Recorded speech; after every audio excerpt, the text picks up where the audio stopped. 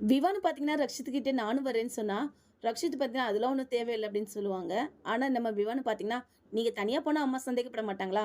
நானும் கூட வந்தா அம்மாக்கு எந்த ஒரு டவுட்டும் வராதுன்னு சொன்னதும், இது நல்ல ஐடியாவா இருக்கே. சரி வா அப்படின்னுட்டு கூட கூட்டிட்டு போவாங்க. இங்க ரக்ஷித்தும் பார்த்தீங்கன்னா, பூஜைக்கு நம்ம அப்புவோட வீட்டுக்கு வந்த இடத்துல, அப்பவும் பார்த்தீங்கன்னா, அவங்க அம்மாட்ட எதுக்காக நீங்க ரக்ஷித் சார இன்வைட் பண்ணீங்க? ஏற்கனவே அக்கம் பக்கத்துல உள்ளவங்கலாம் அவங்கள தப்பா பேசுறாங்க.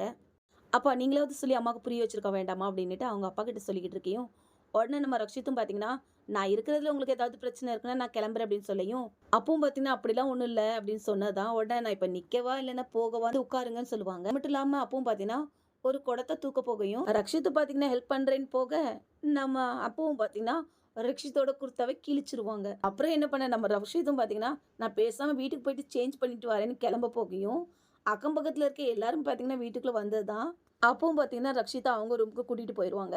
ஒரு சைடு பார்த்தீங்கன்னா, நம்ம விவான் ஆறு அலும்பு பார்த்தீங்கன்னா தாங்க முடியாது. இந்த நேரம் இங்க ரக்ஷித்தோட அம்மாவும் பார்த்தீங்கன்னா, கோயில்ல வெயிட் பண்ணிட்டு இருப்பாங்க. நம்ம விவானுக்காகவும், ரக்ஷித்காகவும்.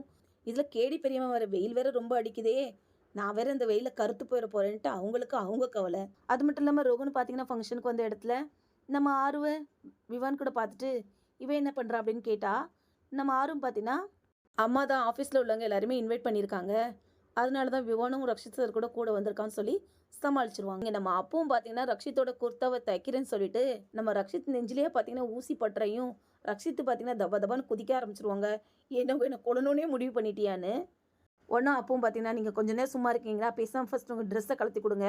நான் தச்சு தரேன்னு" சொல்லிட்டு, ரக்ஷித்தும் பார்த்தீங்கன்னா, சரின்னு சொல்லிட்டு ட்ரெஸ்ஸ கழட்டி குடுத்தா, அதே நேரம் அக்கம் பக்கத்துல உள்ள எல்லாருமே பார்த்தீங்கன்னா, அப்புவோட அம்மாகிட்ட, "அப்பு எங்க? நாங்க அப்பு ரூம்ல போய் உட்காந்துருக்கோம்னு" சொன்னா, அவங்க அம்மாவும் பார்த்தீங்கன்னா, "அப்பு கொஞ்சம் வேலையா இருக்கு. அப்ப வந்துருவான்னு" சொல்லுவாங்க. வெளியே நடக்கிற சத்தத்த கேட்டுட்டு நம்ம அப்பவும் பார்த்தீங்கன்னா, "இப்ப வேற நாம 2 பேரும் தனியா இருக்கோம். சும்மாவே நம்ம 2 பேரும் ஏதாவது சொல்லி தப்பா பேசுவாங்க. என்ன பண்ண போறோம்னு யோசிச்சுட்டு இருக்க நேரத்திலேயே, நம்ம அப்போட அம்மாவ மீறியே பார்த்தீங்கன்னா, நம்ம அப்போட ரூம்க்கு நுழைஞ்சது தான். இங்க ரக்ஷித்தும் பார்த்தீங்கன்னா கீழ கிடந்த ஒரு லேடீஸ் ட்ரெஸ் எடுத்து முகத்த மூடிட்டு உட்காந்துருப்பாங்க. அப்பவும் பார்த்தீங்கன்னா, எங்க ஊர்லேருந்து வந்திருக்காங்க. இவங்க பேரு ரக்ஷான்னு சொல்லி சமாளிச்சுருவாங்க. நேரா ஆரோட அம்மாவும் பார்த்தீங்கன்னா, ஆருவையும் பார்த்தீங்கன்னா பூஜையில உட்கார சொல்லியிருப்பாங்க.